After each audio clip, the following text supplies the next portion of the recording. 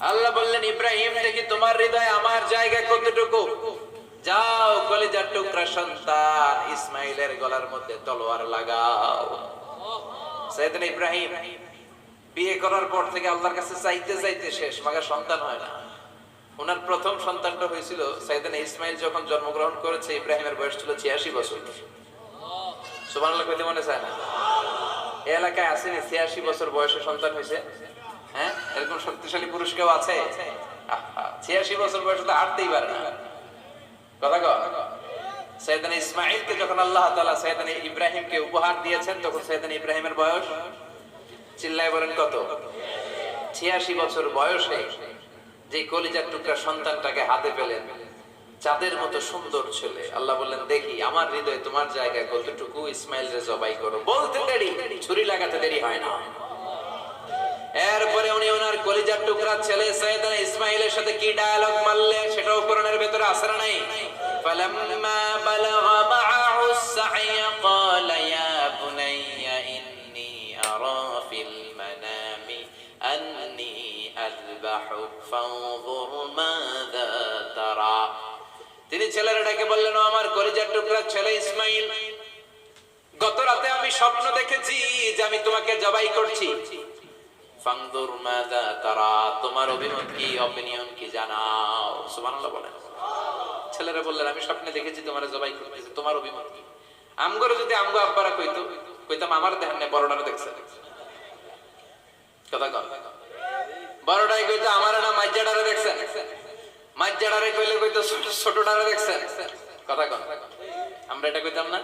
100% আমরা এরকম উত্তর দিয়ে দিতাম, চিল্লায় কোন ঠিক কিনা। কিন্তু সৈয়দনা ইসমাইল কেমন ছেলে, বাপ কা বেটা সিপাহি কা ঘোড়া, কুছ না হতো থোড়া থোড়া, ঠিক কিনা? ছেলে বলল, ইয়া আবাতি ফআল মা তুমারু সাতাজিদুনি ইনশাআল্লাহু মিনাস সাবিরিন। কি ছেলে, আমগড়িও বলা ওইটাও বলা, পার্থক্য আছে না নাই? ছেলে কয়, বাবা আমি তো ডরাই না, আমি ডরাই আমনেরে লইয়া। আমনে ডরান কিনা, আপনি ভয় পেয়ে যান কিনা ওই টেনশনে আমি আছি। আপনি যে আমার এত মায়া করেন, আপনি যে আমার এত ভালোবাসেন, আমাকে শুইয়ে দিয়ে যে জবাই করবেন, ফিনকি দিয়ে যে রক্ত ছুটবে, আপনি ভয় পেয়ে যান কিনা ওই ভয় আমি পেয়ে যাই। আমার অন্তরে কোনো ভয় নাই। ইয়া আবাতি ফাআল মা তুমার, বাবা যেমনটা আদিষ্ট হয়েছে ঠিক তেমন তেমন করেন। সাতাজিদুনি ইনশাআল্লাহু মিনাস সাবিরিন, ইনশাআল্লাহ আপনি আমারে ধৈর্যশীল পাবেন। এরকম ছেলে আমাদের ঘরে ঘরে থাকার দরকার আছে না নাই? তার মানে বাপ বেটা কি ডায়ালগ মারছে কোরআনে তুলে দিল কে?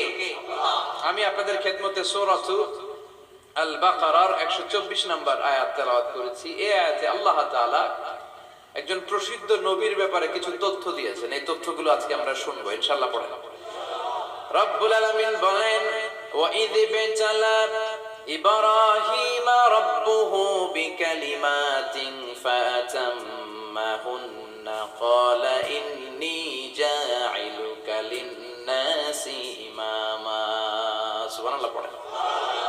যেই নবীর ব্যাপারে আল্লাহ তথ্য দিলেন ওই নবীর নাম ইব্রাহিম আলাইহিস সালাম। সবাই বলেন কি নাম? চিল্লায় বলেন কি নাম? আল্লাহ বলেন, নবী স্মরণ করুন সেই সময়ের কথা যখন আমি আমার খলিল ইব্রাহিমকে অনেকগুলো বিষয়ে পরীক্ষা করেছিলাম। আর আমার খলিল ইব্রাহিম প্রতিটা পরীক্ষায় গোল্ডেন এ প্লাস পেয়েছে। প্রতিটা পরীক্ষায় সফলতার সাথে আমার ইব্রাহিম উত্তীর্ণ হয়েছে। আর ফলাফল স্বরূপ আমি বলেছি, ইন্নী জাইলুকা লিন-নাসি ইমামা। ইব্রাহিম এতগুলো কঠিন পরীক্ষা নিলাম, একটাও ফেল মারলাম না, সবগুলাই পাস। যাও, এর বদৌলতে তোমার আমি গোটা বিশ্বের মানুষদের ইমাম বানায় দিলাম। ইমাম মানে নেতা। ইমাম মানে কি? নেতা। নেতা হয় এত সহজ না। আগুনে পুড়িয়ে পুড়িয়ে যেমনি খাঁটি সোনা বানানো হয়, তেমনি কষ্টি পাথর দিয়ে যাচাই করে করে পরীক্ষা করে করে আল্লাহ তাআলা সাইয়েদনা ইব্রাহিমকে মর্যাদার আসনে বসিয়েছেন। আল্লাহ বলে, অনেকগুলো পরীক্ষা আমি নিয়েছি সাইয়েদনা ইব্রাহিমকে। আল্লাহ যারে পছন্দ করে বেশি তার জীবনে পরীক্ষা। বিশ্বনবী বলেন, আশাদ্দুন নাসি বালাআন আল আম্বিয়া। এই দুনিয়ার বুকে সবচাইতে বেশি পরীক্ষা নেয় আল্লাহ নবীদের। সুম্মাল আমসাল ফাল আমসাল, তারপরে সিদ্দিকিনদের, তারপরে শুহাদাদের, তারপরে সালিহিনদের। ইবতালার রাজুলু আলা হাসাবি দীনিহি, যেই ব্যক্তির দিন দিনদারি বেশি, তার জীবনে পরীক্ষাও। বিশ্বনবীর আল্লাহ সান্ত্বনা দিচ্ছেন, নবী ওরা আপনারে গণক বলে, ওরা আপনারে জাদুকর বলে, ওরা আপনারে কবি বলে, ওরা আপনারে পাগল বলে, কিন্তু আপনি হতাশ হবেন না। একটার পর একটা পরীক্ষা আপনার উপর চেপে বসেছে, এগুলো দেখে ভয় পাওয়ার কোনো কারণ নাই, কারণ মুমিন ভয় পায় না। চিল্লায় এখন ঠিক কিনা? ও নবী, আপনি বিচলিত হবেন না, হতাশ হবেন না। আপনার আগে যেই নবীরা ছিল তাদের জীবন পরীক্ষা ছিল কি ছিল না? আমি আমার খলিল ইব্রাহিমকে অনেকগুলো পরীক্ষা নিয়েছি, প্রতিটা পরীক্ষায় সাইয়েদনা ইব্রাহিম পাশ করেছে। বিশ্বনবীকে আল্লাহ সান্ত্বনা দিচ্ছেন, সুবহানাল্লাহ পড়েন। বিশ্বনবী হতাশ হবেন না, ডোন্ট বি স্যাড, লা তাহজান, নেভার লুজ হোপ। ও নবী আশা হারাবেন না। আপনার উপর যেমন পরীক্ষা আছে, সাইয়েদনা ইব্রাহিমের উপর পরীক্ষা ছিল। সবার উপর আমি পরীক্ষা নেই। আপনারে ওরা কবি বলে গালি দেয়, গণক বলে গালি দেয়, জাদুকর বলে গালি দেয়, পাগল বলে গালি দেয়। যুগের ব্যবধানে এই গালিগুলো আছে, কিন্তু নামগুলো চেঞ্জ হয়েছে। চিল্লায় এখন ঠিক কিনা? এখন আমাদেরকে কবি বলে না, গণক বলে না, পাগল বলে না, এখন আমাদেরকে বলে কাঠ মোল্লা, এখন বলে রাজাকার, এখন কই যুদ্ধাপরাধী। গালি আছে না নাই? গালির ভার্সন চেঞ্জ হয়, ট্যাগ লাগানোর সিস্টেম চেঞ্জ হয়, কিন্তু ট্যাগ আছে না নাই? আল্লাহ নবীর সান্ত্বনা দিয়ে বলে, নবী ভয় পাবেন না, চিন্তিত হবেন না। আপনার যেমনি পরীক্ষা আমি নিচ্ছি, সাইয়েদনা ইব্রাহিমের আমি পরীক্ষা নিয়েছি। আর প্রতিটা পরীক্ষায় আমার Ibrahim Khalil golden A plus, first class first, global award পেয়েছে। আর এর ফলাফল হিসেবে আমি ইব্রাহিমকে বলেছি, ইব্রাহিম তোমার আমি নেতা বানাই দিলাম। আল্লাহ put Sayyidina Ibrahim in some test, in some test. Everyone has to face test.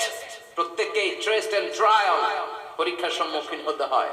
And Sayyidina Ibrahim successfully overcome all the tests. Allah said, Ibrahim, I'm gonna make you the leader. সুবহানাল্লাহ পড়েন। একটার পর একটা পরীক্ষা আল্লাহ নেয়ার পরে যখন দেখলেন একটা তো ফেল করে না, আল্লাহ খুশি হয়ে বললেন, যাও, ইন্নী জাইলুকা লিন-নাসি ইমামা। ইব্রাহিম, আমি মুত্তাকিনদের জন্য, গোটা বিশ্বের মানুষদের জন্য তোমার ইমাম বানায় দিলাম।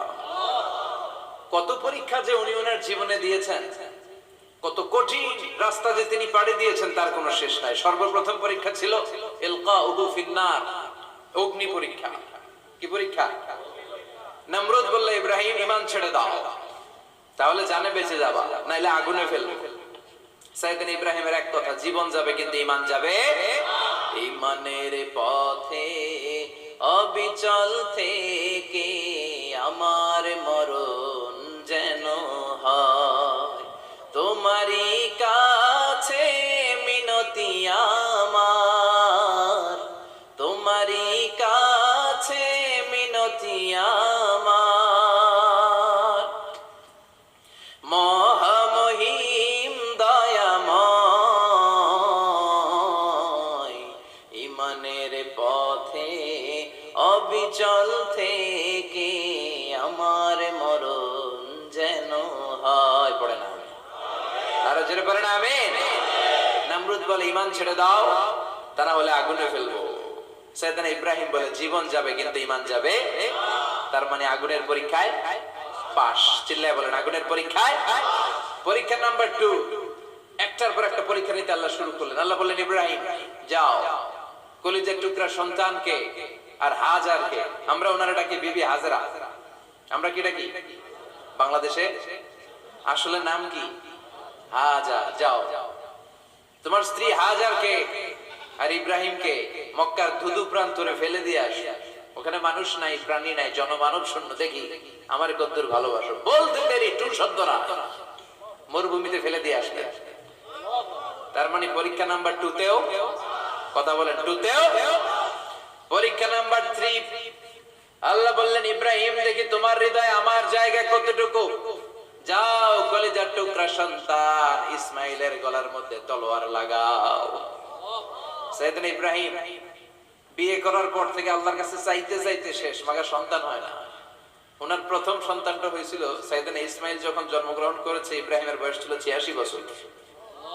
সুবহানাল্লাহ কইতে মনে চায় না? এই এলাকায় আসেনি 86 বছর বয়সে সন্তান হয়েছে? হ্যাঁ, এরকম এরকম শক্তিশালী পুরুষ কেউ আছে? 86 বছর বয়সে তো হাঁটতেই পারে না। কথা কও। সৈয়দনা ইসমাঈলকে যখন আল্লাহ তাআলা সৈয়দনা ইব্রাহিমকে উপহার দিয়েছেন, তখন সৈয়দনা ইব্রাহিমের বয়স, চিল্লায় বলেন কত? 86 বছর বয়সে যে কলিজার টুকরা সন্তানটাকে হাতে পেলেন, চাঁদের মতো সুন্দর ছেলে, আল্লাহ বললেন দেখি আমার হৃদয়ে তোমার জায়গায় কতটুকু, ইসমাইল রে জবাই করো। বলতে দেরি, ছুরি লাগাতে দেরি হয় না। তার মানে এই পরীক্ষায় পাস। একটার পর একটা আল্লাহ পরীক্ষা নিয়েছেন, একটার পর একটা পরীক্ষা। আগুনের পরীক্ষায় পাস, ফ্যামিলি বিসর্জন দাও পাস, কলিজার টুকরা সন্তানের গলায় ছড়ি লাগাও পাস,